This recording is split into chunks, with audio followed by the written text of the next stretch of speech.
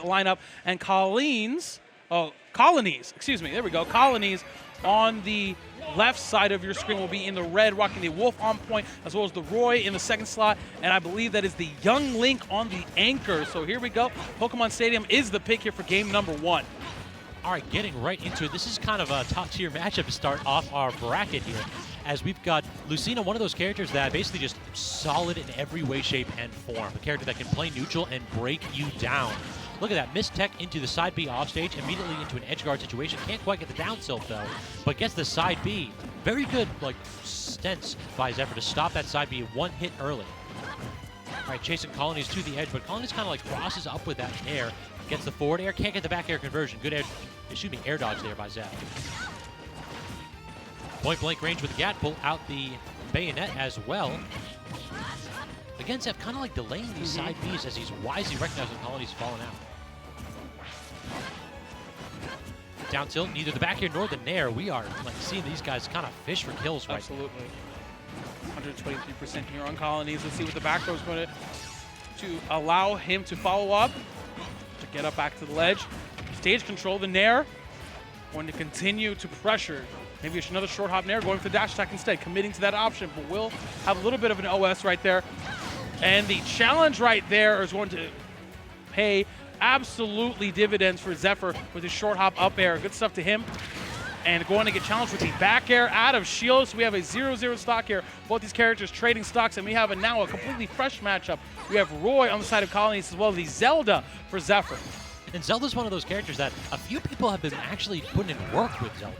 Like, this is kind of like the online character extraordinaire, using those projectiles to wall people out. But it turns out that like a couple characters, Ben included, have been doing really, really well in tournaments.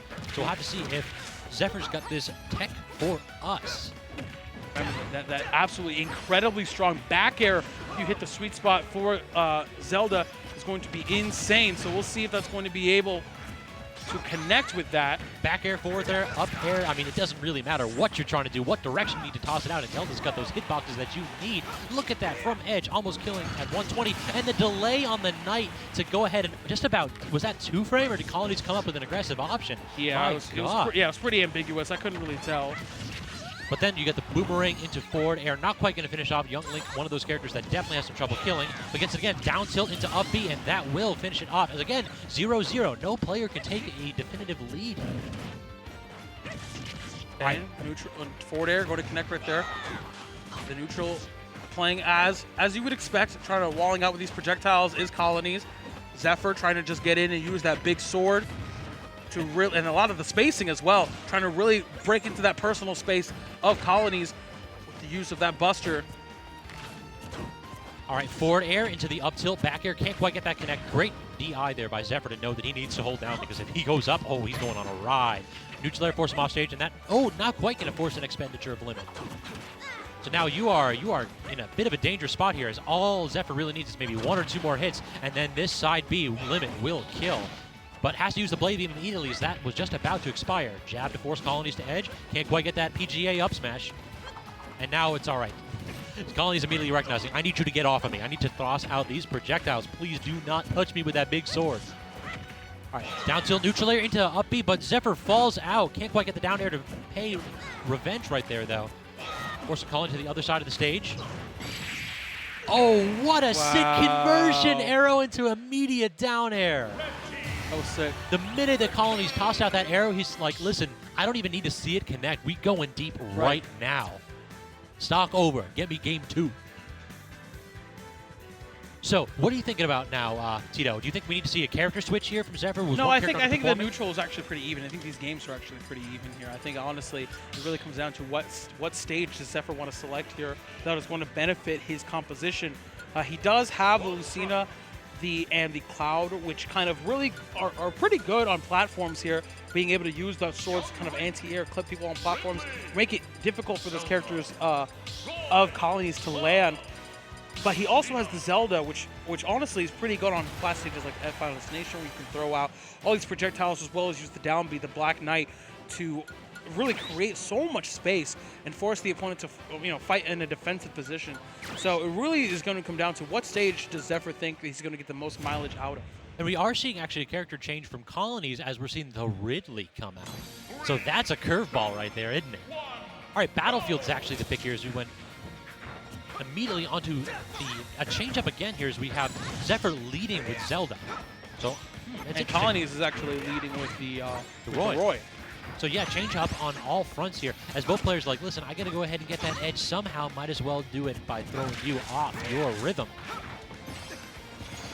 Zephyr goes ahead and gets the up tilt into the neutral layer. The weak hit, though, if that was strong, this man was dead. Instead, Colinies misses the forward smash. That also a kill move in the making. No.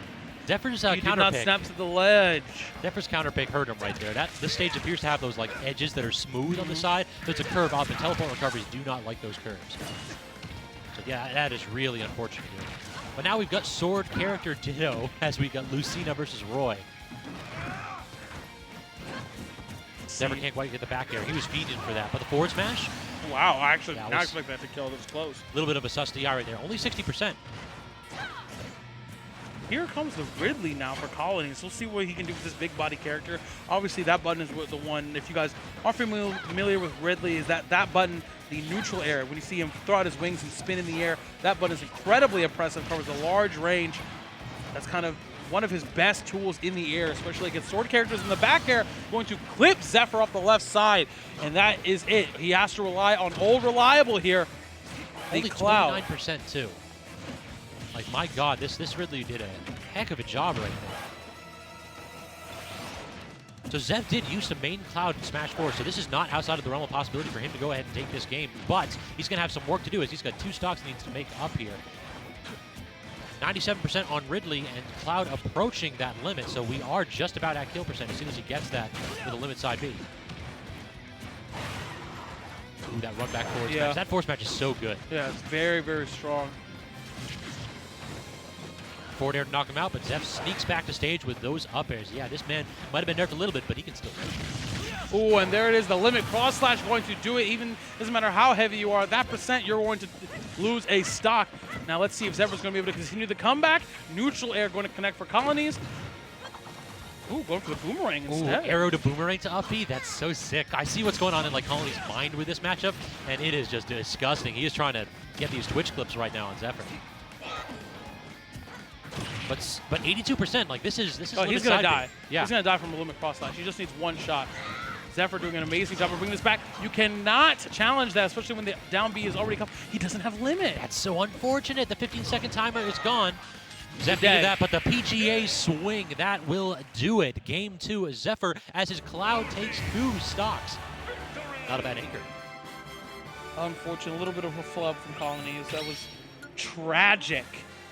Swinging for the fences, and you weren't even playing baseball, man. I don't know what that up B was, but possibly looked like an input error. I don't know. I think it was more that he was going for the conversion without confirming that it hit first. Like, he actually got the back air that he needed to go ahead and confirm into that, but he couldn't link the up B because Zephyr fell out of it.